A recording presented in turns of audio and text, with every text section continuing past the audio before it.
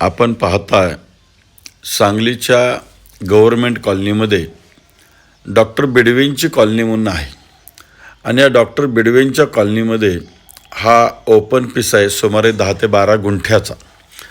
गेली 30-35 वर्ष झालं हा असाच बोंबलत पडलेला आहे.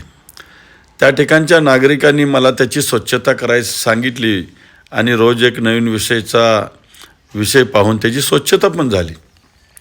पण आता नागरिकांचं म्हणणं आहे की त्या ठिकाणी आम्हाला एक बगीचा करून द्या आणि तो विषय मी मांडला असता सांगली महापालिकेच्या बागा विभागाचे अधीक्षक गिरीश फाटक साहेब यांनी जागेवर व्हिजिट दिलेली आहे आणि त्याचबरोबर बांधकाम विभागाचे ज्युनियर इंजिनियर महेश मदने साहेब यांनीसुद्धा या जागेवर व्हिजिट दिली आणि नागरिकांच्या समवेत त्यांच्या ज्या काय अपेक्षा आहेत त्या अपेक्षा या दोन्ही अधिकाऱ्यांनी ऐकून घेतल्या आणि या ठिकाणी बाग करण्याच्या दृष्टीनं त्यांनी निर्णय घेतलेला आहे.